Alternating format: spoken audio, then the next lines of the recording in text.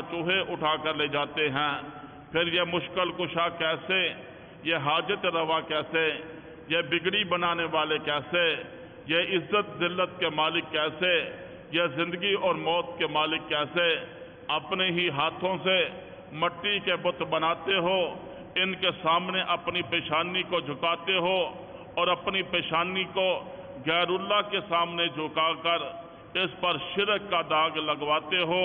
اور شرک کے متعلق اللہ کا قرآن کہتا ہے ان اللہ لا یغفر ان یشرک بہ ویغفر ما دون ذلک لمن یشاء۔ اللہ فرماتے ہیں بے شک اللہ شرک کرنے والے کو کبھی معاف نہیں کرے گا، اس کے علاوہ جس کو چاہے گا اللہ معاف کر دے گا۔ ان الشرک لظلم عظیم، شرک تو بہت بڑا ظلم عظیم ہے۔ انما المشرکون نجس، بے شک مشرک تو بہت بڑا پلیت ہے۔ اس لیے جو غیر اللہ کے سامنے اللہ کے علاوہ غیر اللہ کے سامنے اپنی پیشانی کو جھکاتا ہے، انسان کو اللہ نے کتنا خوبصورت بنایا، انسان کو کتنا حسین بنایا، جمیل بنایا، خوبصورت بنایا۔ اللہ کا قرآن کہتا ہے لَقَدْ خَلَقْنَا الْإِنسَانَ فِي أَحْسَنِ تَقْوِيمٍ، کہ ہم نے انسان کو بڑا خوبصورت بنایا۔ اللہ نے انسان کو بنایا، ہاتھ پاؤں دیے، دل و دماغ عطا کیا، جو اس چلنے کے لیے پاؤں عطا کیے، جو دماغ دیا بولنے کے لیے زبان دی، اور کیسا نظام انسان کے اندر فٹ کر دیا۔ گوشت کا چھوٹا سا ٹکڑا ہے جس کو دل کہا جاتا ہے، پورے جسم کو خون سپلائی کر رہا ہے۔ پھر انسان کے جسم کے اندر نظام انہضام بنایا، نظام تنفس بنایا، نظام اخراج بنایا، انسان کو خوبصورت پیشانی عطا کی۔ اس جب بنایا خالق نے اور بنایا رب العالمین نے، اب یہ پیشانی غیر اللہ کے سامنے جھک جائے، غیر اللہ کے سامنے جھک جائے، غیر اللہ کے سامنے سجدہ کر دے، دنیا کے بادشاہ کے سامنے جھک جائے، دنیا کی بتوں کے سامنے جھک جائے، دنیا کے جو ہے درختوں کے سامنے جھک جائے، کسی قبر پر جھک جائے، کسی مزار پر جھک جائے، پھر اس پیشانی پر شرک کا داغ لگ جاتا ہے۔ جب پیشانی پر شرک کا داغ لگ جاتا ہے، اللہ فرماتے ہیں میں شرک کرنے والے کو کبھی معاف نہیں کروں گا، اس کے علاوہ میں جس کو چاہوں گا معاف کر دوں گا۔ سیدنا ابراہیم خلیل اللہ فرماتے ہیں کہ اپنے بتوں سے پوچھو جن کے سامنے پیشانی جھکاتے ہو، اپنے آپ کو تم نے دھوکے کے اندر رکھا ہوا ہے۔ اس کے بعد بات نمرود تک پہنچتی ہے۔ نمرود کہتا ہے ابراہیم کو بلاؤ۔ ابراہیم کو جب دربار کے اندر لایا جاتا ہے، نمرود کہتا ہے کہ ابراہیم میرے سامنے سجدہ کرو۔ ابراہیم خلیل اللہ ارشاد فرماتے ہیں کہ نہیں نہیں نہیں، میں اس وحدہ لا شریک کے سامنے سجدہ کرتا ہوں جو زندگی اور موت کا مالک ہے، جو صبح اور شام کا مالک ہے، جو دن اور رات کا مالک ہے، جو عزت اور ذلت کا مالک ہے، جو تندرستی اور بیماری کا مالک ہے۔ اس کے علاوہ میں کسی کے سامنے سجدہ نہیں کرتا۔ نمرود کہتا ہے کہ میں زندگی اور موت کا مالک ہوں۔ جس بندے کو پھانسی کے پھندے پر چڑھانا تھا اس کو معاف کر دیا، اور جس کا کوئی قصور نہیں تھا اس کو پھانسی کے پھندے پر چڑھا دیا۔ یہ دنیا ہے، دنیا ہے، اس دنیا کے اندر سچ کو جھوٹ اور جھوٹ کو سچ کر سکتے ہیں، لیکن اللہ کی عدالت کے اندر ہمارا ایک ایک عمل ہمارے کندھوں پر اللہ کی طرف سے مقرر کردہ فرشتے کرامن کاتبین ایک ایک بات کو لکھ رہے ہیں۔ کل قیامت والے دن یہ رجسٹر کھل جائیں گے اللہ کی عدالت کے اندر، پھر پائی پائی کا حساب دینا پڑے گا۔ ہمارا اپنا ہی وجود، ہمارے اپنے ہی ہاتھ پاؤں، ہماری اپنی ہی زبان جو شریعت کے خلاف چلی ہوگی، اس وقت ہمارے ہی خلاف گواہی دے گی۔ اس وقت انسان لاجواب ہو جائے گا۔ اس پر کہا کہ میرے سامنے سجدہ کرو۔ ابراہیم خلیل اللہ فرماتے ہیں کہ میں اللہ کے علاوہ کسی کو سجدہ نہیں کرتا۔ اس کے بعد کہا، فرمایا ابراہیم خلیل اللہ نے میں تو اس ذات کے سامنے سجدہ کرتا ہوں جو سورج کو مشرق سے نکالتا ہے، مغرب کے اندر غروب کرتا ہے۔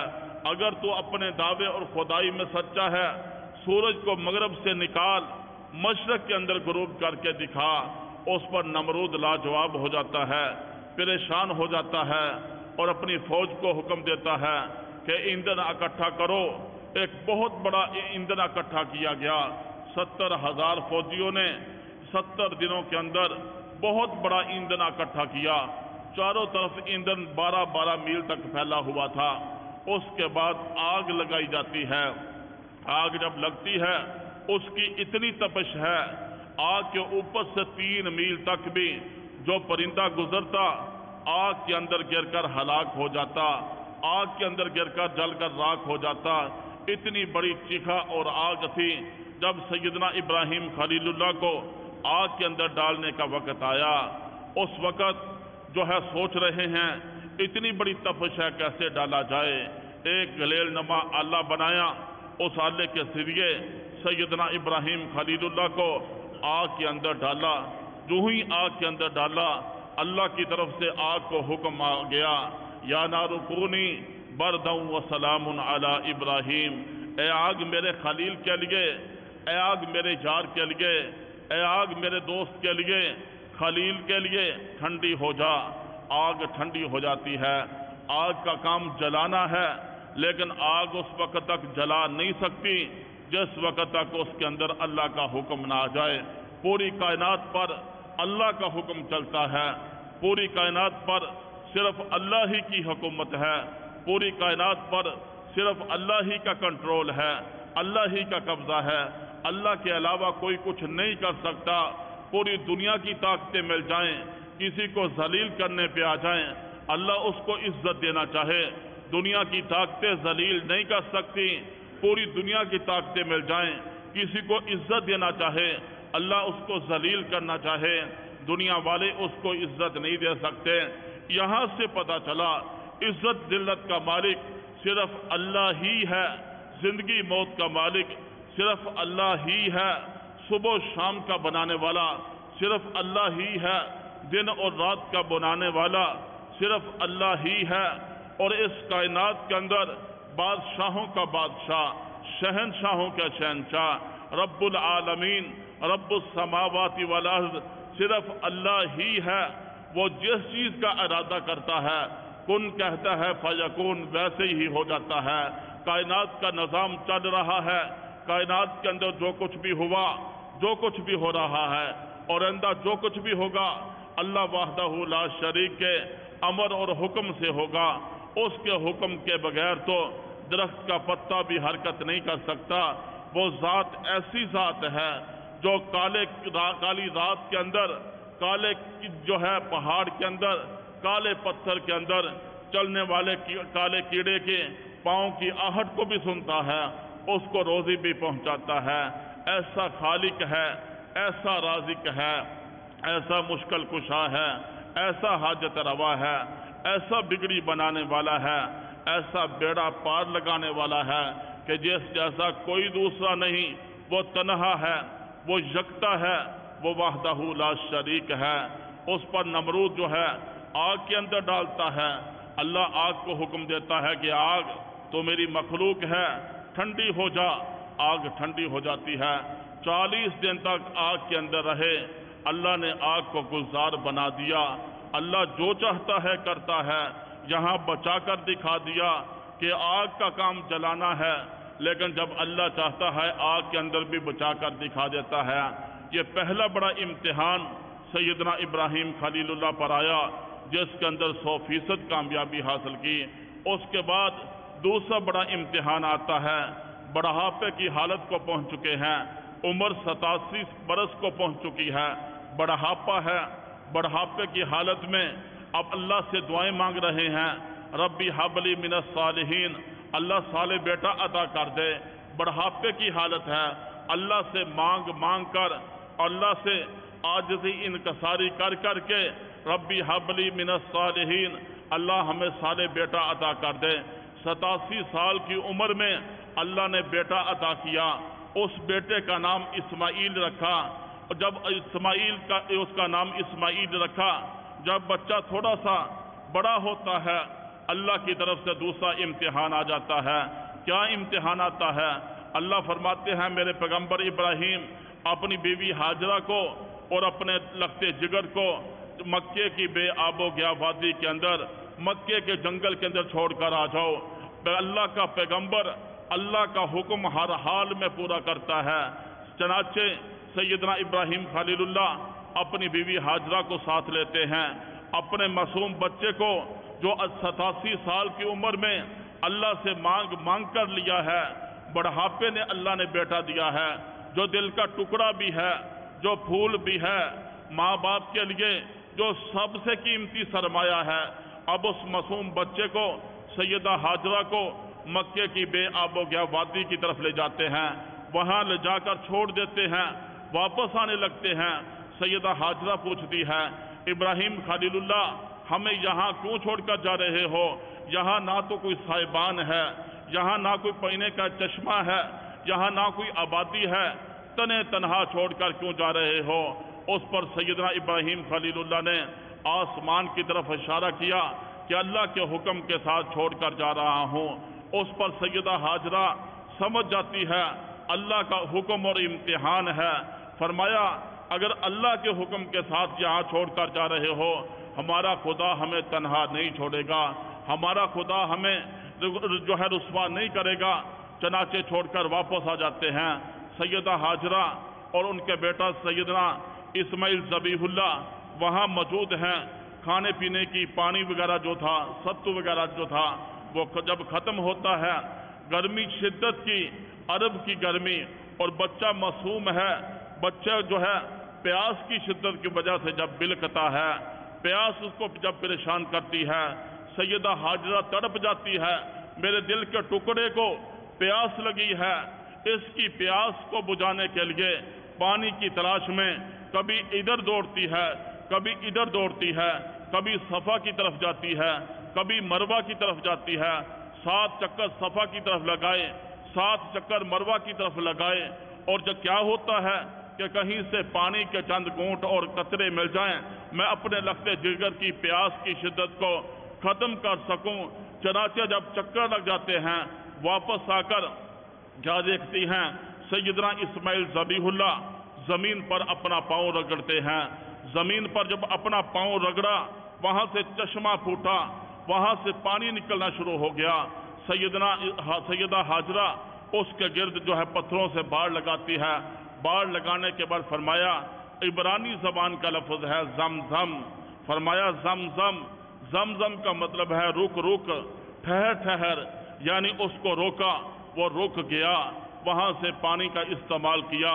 یہ زمزم کا پانی ہے جس کے متعلق آقا مدنی صلی اللہ علیہ وسلم نے ارشاد فرمایا، زمزم کے پانی کو بیمار جس بیماری میں شفا کے لیے استعمال کرے گا، زمزم کے پانی کے اندر اللہ نے شفا رکھی ہے۔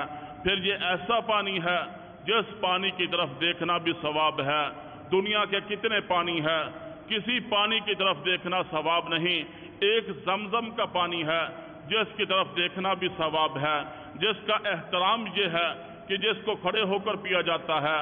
پھر اسی پر بس نہیں، یہ زمزم کا پانی ہے جس کو حاجی اپنے گھروں کے اندر لے آتے ہیں، بیماروں کو پلاتے ہیں، اپنے منہ پر ملتے ہیں، جسم پر ملنا سعادت سمجھتے ہیں۔ پھر اسی پر بس نہیں، گھروں کے اندر سال ہا سال یہ زمزم کا پانی پڑا رہتا ہے۔ یہ اس پانی کا نہ رنگ بدلتا ہے، نہ خوشبو بدلتی ہے، نہ ذائقہ بدلتا ہے۔ دنیا کے پانی ہے، چند دن کے لیے اس کو رکھو، اس کا رنگ بھی بدل جاتا ہے، خوشبو بھی بدل جاتی ہے، ذائقہ بھی بدل جاتا ہے۔ لیکن میں قربان جاؤں سیدنا اسماعیل ذبیح اللہ جنہوں نے زمین پر اپنا پاؤں رگڑا، پاؤں رگڑنے سے زمین سے پانی کا چشمہ جاری ہوا، اس پانی کا نہ رنگ بدلتا ہے، نہ خوشبو بدلتی ہے، نہ ذائقہ بدلتا ہے۔ اسی لیے تو اللہ نے زمزم کو عظمت عطا فرمائی۔ یہ دوسرا بڑا امتحان تھا، جس امتحان کے اندر اللہ تبارک و تعالیٰ کے پیغمبر سیدنا ابراہیم خلیل اللہ نے 100% کامیابی حاصل کی۔ اس کے بعد اللہ تبارک و تعالیٰ کی طرف سے تیسرا بڑا امتحان آتا ہے۔ تیسرا بڑا امتحان اور آزمائش آتی ہے۔ رات کو اللہ کے پیغمبر سوتے ہیں، خواب کے اندر دیکھتے ہیں کہ میں اپنے بیٹے کو اللہ کے راستے میں ذبح کر رہا ہوں۔ صبح اٹھتے ہیں، اٹھنے کے بعد 100 اونٹ اللہ کے راستے میں ذبح کر دیے۔ دوسری رات کو پھر دوبارہ سوتے ہیں، خواب کے اندر دیکھتے ہیں میں اپنے بیٹے کو اللہ کے راستے میں ذبح کر رہا ہوں۔ دوبارہ دوسرے دن بھی 100 اونٹ اللہ کے راستے میں ذبح کر دیتے ہیں۔ پھر تیسری رات کو خواب آتا ہے کہ میں اپنی سب سے قیمتی چیز، اپنی سب سے قیمتی جو چیز ہے، اپنا بیٹا جو ہے، جو 87 سال کی عمر میں اللہ سے مانگ کر لیا ہے، جو دل کا ٹکڑا بھی ہے، جو پھول بھی ہے، جو ماں باپ کے لیے سب سے قیمتی چیز ہے، اس کو اللہ کے راستے میں میں ذبح کر رہا ہوں۔ صبح اٹھتے ہیں، اٹھنے کے بعد اپنے بیٹے سے بات کی، یا بنیّ انی ارا فی المنام انی اذبحک فانظر ماذا تری، اے میرے بیٹے رات میں نے خواب دیکھا ہے کہ میں خواب کے اندر اللہ کے راستے میں تجھے ذبح کر رہا ہوں، میرے بیٹے تیرا کیا ارادہ ہے؟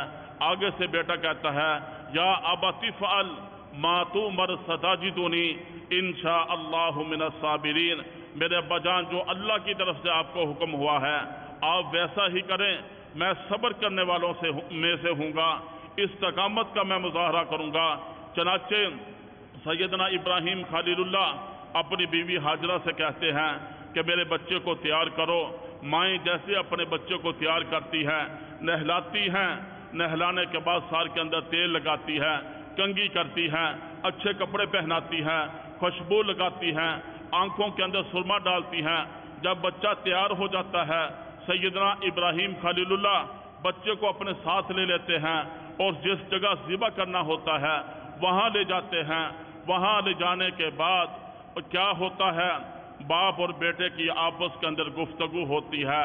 وہاں اسماعیل ذبیح اللہ نے اب باپ کا احترام آنے والے لوگوں کو بتا دیا، اگر کسی نے باپ کا احترام کرنا ہے اس انداز میں احترام کرو۔ باپ تو جنت کا دروازہ ہے، جنت کا دروازہ ہے، ماں کے قدموں کے نیچے اللہ نے جنت کو رکھا ہے۔ آج جنت کی تلاش میں کوئی ادھر جا رہا ہے، کوئی ادھر جا رہا ہے، کوئی غیر اللہ کے سامنے اپنی پیشانی کو جھکا رہا ہے۔ جنت تو گھر کے اندر موجود ہے۔ اپنے ماں باپ کی خدمت کرو، اپنے ماں باپ کی خدمت کر کے جنت مل سکتی ہے۔ جب باپ کو جنت کا دروازہ بنا دیا، جنت کے اندر جب جائیں گے دروازے سے گزرنا ہے۔ باپ کو جنت کا دروازہ بنا دیا، ماں کے قدموں کے نیچے اللہ نے جنت کو رکھ دیا، پھر جنت تو ہمارے گھروں کے اندر ہے۔ پھر ماں باپ اتنا بڑا عظیم سرمایہ ہے۔ محبوب نے فرمایا 5 چیزوں کو دیکھنا ثواب ہے۔ نمبر 1 بیت اللہ کو دیکھنا ثواب ہے۔ نمبر 2 زمزم کو دیکھنا ثواب ہے۔ نمبر 3 والدین کو دیکھنا ثواب ہے۔ نمبر 4 قرآن پاک کو دیکھنا ثواب ہے۔ نمبر 5 عالم دین کے چہرے کو دیکھنا ثواب ہے۔ اللہ نے ماں باپ کی اتنی عظمت رکھ دی۔ سیدنا اسماعیل ذبیح اللہ نے باپ کا احترام دنیا والوں کے سامنے رکھ دیا کہ باپ کا احترام اس انداز میں کیا جاتا ہے۔ فرمایا ابا جان اپنا کرتا اتار دیا، اتارنے کے بعد اپنے باپ کو دے دیا، ابا جان یہ کرتا لے جانا اور میری ماں کو دے دینا، جب میری ماں کو میری جدائی کا صدمہ ہوگا میری ماں اس کو دیکھ کر اس کو سینے سے لگا کر اپنا سینہ ٹھنڈا کر لیا کرے گی۔ اس کے بعد کہا ابا جان جب مجھے ذبح کرنے لگو میرے ہاتھ پاؤں کو باندھ لینا، کہیں ایسا نہ ہو جس وقت ذبح کر رہے ہو میرے ہاتھ اور پاؤں کا جو ہے کوئی حصہ آپ کے جسم کو لگ جائے، آپ کو کوئی تکلیف محسوس ہو۔ میں نہیں چاہتا اپنے باپ کو کسی قسم کی تکلیف دوں۔ یہاں باپ کا احترام سکھا دیا۔ اس کے بعد کہا ابا جان جب مجھے اللہ کے راستے میں ذبح کرنے لگو میری آنکھوں پر بھی پٹی باندھ لینا، اپنی آنکھوں پر بھی پٹی باندھ لینا، کہیں ایسا نہ ہو جس وقت ذبح کرنے لگو باپ اور بیٹے کا جو رشتہ ہوتا ہے، باپ اور بیٹے کا جو رشتہ ہوتا ہے، باپ کے لیے تو بیٹا ہی سب کچھ ہوتا ہے، جو کہ دل کا ٹکڑا ہے نا۔ اللہ نے اپنے خلیل کو تو 87 سال کی عمر میں بڑھاپے کی حالت میں مانگ کر اللہ سے انہوں نے لیا، اب بڑھاپے کی حالت میں اللہ نے بیٹا دیا، اس کو ذبح کر رہے ہیں، اپنی آنکھوں پر پٹی باندھ لینا۔ چنانچہ پٹی باندھ لی۔ اس کے بعد اسماعیل ذبیح اللہ نے کہا ابا جان جب مجھے ذبح کرنے لگو مجھے الٹا لٹانا، کہیں ایسا نہ ہو میرے چہرے کی معصومیت کو دیکھ کر باپ کو ترس آ جائے اور اللہ کا حکم پورا کرنے کے اندر تاخیر ہو جائے۔ میں نہیں چاہتا اللہ کا حکم پورا کرنے کے اندر کسی قسم کی تاخیر ہو، اللہ کا حکم تو ہر حال میں پورا کرنا ہے۔ چنانچہ لٹایا جاتا ہے، چھری بھی تیز ہے، ذبح ہونے والا بھی پیغمبر کا بیٹا ہے، بننے والا پیغمبر ہے، اور ذبح کرنے والا بھی پیغمبر ہے۔ اور ایک نبی اور رسول کے اندر اتنی بڑی طاقت ہوتی ہے، دنیا کے 40 انسانوں کے اندر جتنی طاقت ہے، اللہ کے نبی اور رسول کے اندر، ایک نبی اور رسول کے اندر 40 آدمیوں کے برابر طاقت ہوتی ہے۔ زمین پر لٹایا، لٹانے کے بعد اپنے بچے کو زور سے طاقت کے ساتھ ذبح کر رہے ہیں۔ یہاں سوال یہ پیدا ہوتا ہے، یہاں جو ہے بیٹا بھی چاہتا ہے اللہ کے راستے میں ذبح ہو جاؤں، باپ بھی چاہتا ہے اللہ کے راستے میں ذبح کر دوں، جو چھری ہے وہ بھی تیز دھار ہے، پھر ذبح کیوں نہیں ہوا؟ اس سے پتہ چلا ابراہیم خلیل اللہ چھری چلانا چاہتے ہیں، لیکن جو چھری پر جس کا کنٹرول اور قبضہ ہے، اللہ کی ذات اس چھری کو حکم دیتے ہیں کہ تو نے چلنا نہیں ہے، میں نے اپنے اسماعیل کو بچانا ہے۔ یہ تو امتحان ہے۔ وہاں جو ہے اسماعیل ذبیح اللہ کی جگہ جنتی دمبا ذبح ہو جاتا ہے۔ یہاں اللہ نے چھری کا کام کاٹنا ہے، چھری نے نہیں کاٹا، اس لیے کہ چھری پر اللہ کا حکم نہیں آیا۔ آگ کا کام چلانا ہے، 40 دن تک سیدنا ابراہیم خلیل اللہ آگ کے اندر رہے۔ آگ نے جلایا کیوں نہیں؟ آگ جلاتی اس وقت ہے جس وقت آگ کے اندر اللہ کا حکم آ جائے۔ بیمار آدمی جو ہے کتنی زیادہ میڈیسن استعمال کرتا ہے، اس کو شفا نہیں ملتی۔ جب اللہ شفا دینے پہ آتا ہے، چند پانی کے گھونٹ پی لیے، جو ہے چھوٹی سی کوئی چیز کھا لی، اللہ شفا دے دیتا ہے۔ یہاں پتہ چلا پوری کائنات پر حکومت اللہ کی ہے، پوری کائنات پر قبضہ اللہ کا ہے، پوری کائنات پر بادشاہت اللہ کی ہے، اور پوری دنیا پر جو ہے بادشاہت اللہ کی ہے، اور اللہ کے علاوہ کوئی دوسرا نہیں ہے۔ وہی عزت کا مالک ہے، وہی ذلت کا مالک ہے، وہی صبح کا مالک ہے، وہی شام کا مالک ہے، وہی دن کا مالک ہے، وہی رات کا مالک ہے، وہی شرق و گرم، شمال و جنوب کا بنانے والا ہے، وہی ساتوں زمینوں، ساتوں آسمانوں کا بنانے والا ہے، وہی کائنات کے اندر اسی کی حکومت ہے۔ ہم دیکھتے نہیں ہیں، دنیا کے بنائے ہوئے بادشاہ ہے، یہ بادشاہ رات کے وقت اپنے دروازے بند کر کے سو جاتے ہیں، لیکن وہ بادشاہوں کا بادشاہ جس کو نہ نیند آتی ہے نہ اونگ آتی ہے، اللہ تبارک و تعالیٰ راتوں کے اندر آسمان دنیا پر آ کر خدائی پکار لگاتے ہیں، میرے بندو ہے کوئی مجھ سے مانگنے والا اس کو عطا کر دوں، میرے بندو ہے کوئی گناہوں سے توبہ کرنے والا اس کے گناہوں کو معاف کر دوں، میرے بندو ہے کوئی رزق کا چاہنے والا اس کو رزق دے دوں، میرے بندو ہے کوئی اولاد کا چاہنے والا اس کو نرینہ اولاد دے دوں۔ یہ خدا کے طرف سے خدائی پکار لگتی ہے۔ جب دنیا کے بادشاہوں کے سامنے جا کر ان سے مانگا جاتا ہے، وہ ناراض ہوتے ہیں، مانگنے کے لیے آ گیا، مانگنے کے لیے آ گیا۔ وہ اللہ بھی کیسا عجب بادشاہ ہے۔ اللہ فرماتے ہیں میرے بندے، جب تو مجھ سے مانگتا ہے میں تیرے سے راضی ہوتا ہوں، اور جب تو مجھ سے نہیں مانگتا میں تیرے سے ناراض ہوتا ہوں۔ دنیا کے بادشاہوں سے مانگا جائے وہ ناراض ہوتے ہیں، نہ مانگا جائے وہ خوش ہوتے ہیں۔ وہ کیسا خدا ہے؟ وَنَحْنُ أَقْرَبُ إِلَيْهِ مِنْ حَبْلِ الْوَرِيدِ، وہ ہماری شارک سے بھی ہمارے قریب ہے۔ وہ کیسا خدا ہے؟ دلوں کے اندر آنے والے خیالات کو بھی اللہ ہی جانتا ہے، درختوں کے پتوں کو بھی اللہ ہی جانتا ہے، سمندر کے قطروں کو بھی اللہ ہی جانتا ہے۔ اللہ کے علاوہ کون دوسرا ہے جس کی کائنات پر بادشاہت ہے، جس کی کائنات پر حکومت ہے؟ صرف اللہ ہی کی حکومت ہے۔ یہ دنیا کے بادشاہ بھی اسی کے بنائے ہوئے بادشاہ ہے۔ اصل میں کائنات پر حکومت، بادشاہت، امر، حکم صرف اللہ ہی کا چلتا ہے۔ یہاں چھری نے نہیں کاٹا، اللہ کے حکم کے ساتھ نہیں کاٹا۔ جب اللہ کا حکم نہیں آتا اس وقت دنیا کی کوئی چیز کسی کو نفع نقصان نہیں پہنچا سکتی۔ ایک آدمی بیمار ہے، اس کے اوپر 50 ڈاکٹر کھڑے ہوئے ہیں، اسپیشلسٹ ڈاکٹر کھڑے ہوئے ہیں، اس کو بچانا چاہتے ہیں، لیکن اللہ کی طرف سے جب حکم آ جاتا ہے، موت کا وقت آ جاتا ہے، پھر موت کا جام پینا ہی پڑتا ہے، پینا ہی پڑتا ہے۔ ہم دیکھتے نہیں ہیں، ایک آدمی ہے وہ دنیا کے اندر دنیا کی ساری طاقتیں اس کو ذلیل کرنا چاہتی ہے، اللہ عزت دینا چاہتا ہے، لیکن دنیا کی طاقتیں ذلیل نہیں کر سکتی۔ ایک آدمی ہے اس کو اللہ ذلیل کرنا چاہتا ہے، دنیا والے عزت دینا چاہتے ہیں لیکن اس کو دنیا والے عزت نہیں دے سکتے۔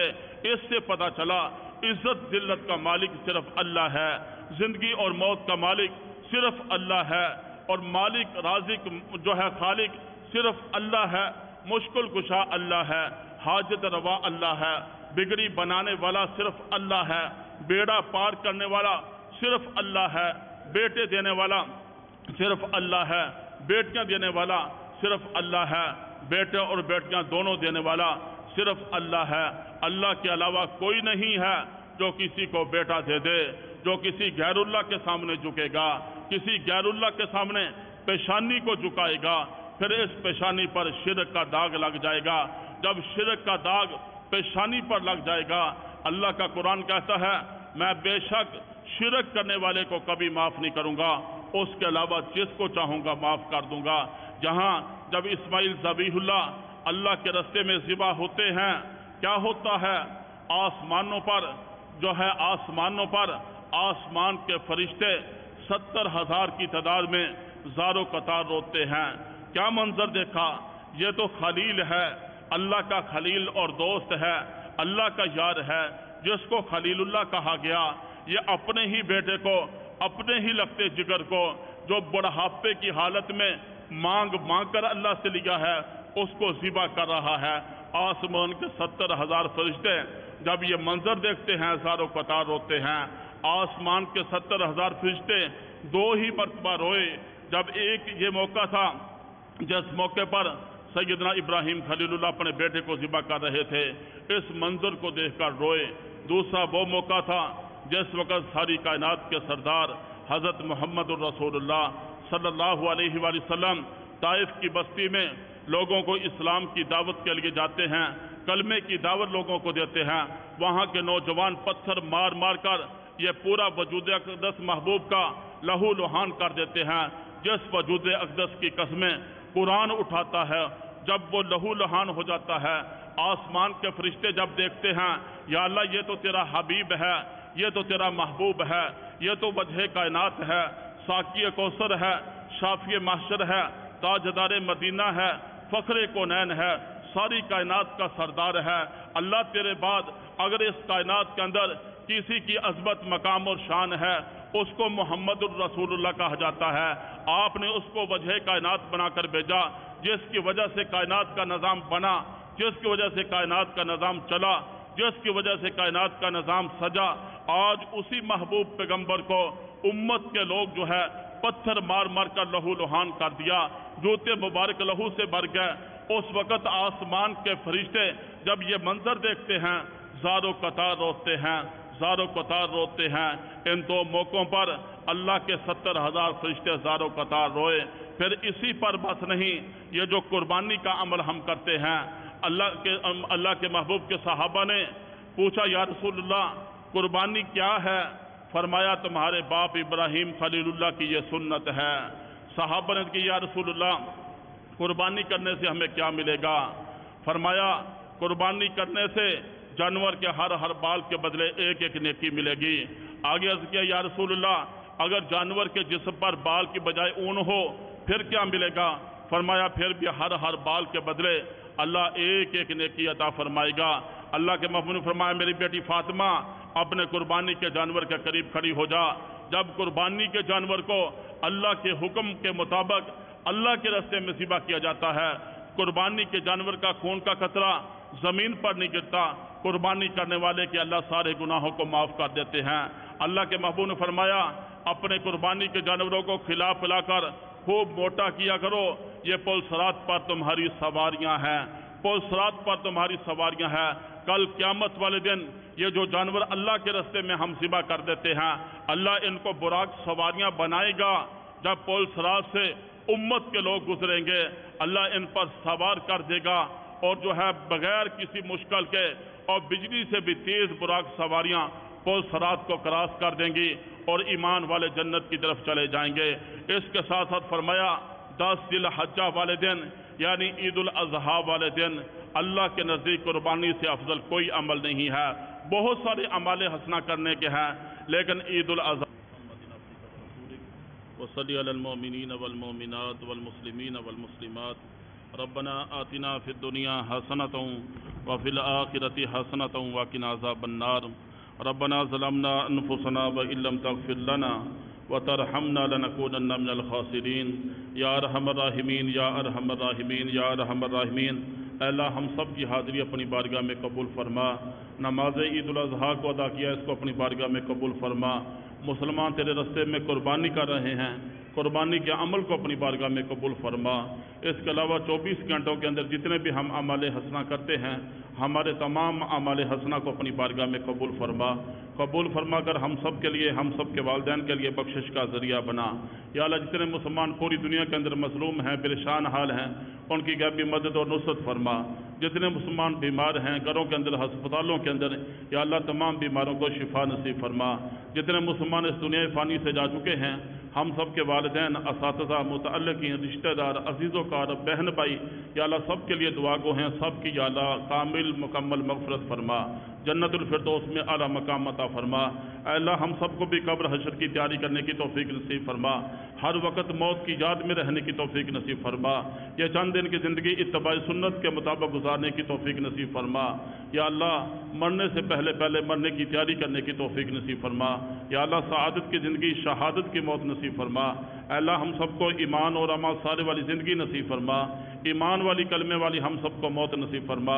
اے اللہ ہم سب کو حلال وسیع برکت والا رزق نصیب فرما، فقر و فاقہ سے، تنگ دستی سے، محتاجگی سے، مفلسی سے ہم سب کی حفاظت فرما۔ اے پروردگار ہمارے گھروں کے اندر اپنی خصوصی رحمت نازل فرما، ہماری فصلوں کے اندر اپنی خصوصی رحمت نازل فرما، ہماری تجارت کے اندر اپنی خصوصی رحمت نازل فرما، ہمارے کاروبار کے اندر خیر و برکت اور ترقی نصیب فرما۔ یا اللہ ہر قسم کی مشکل اور پیشانی کو ختم فرما، لڑائی جھگڑوں کو، فساد کو یا اللہ ختم فرما، پوری زندگی استقامت کے ساتھ پورے کے پورے دین پر عمل پیرا ہونے کی توفیق نصیب فرما۔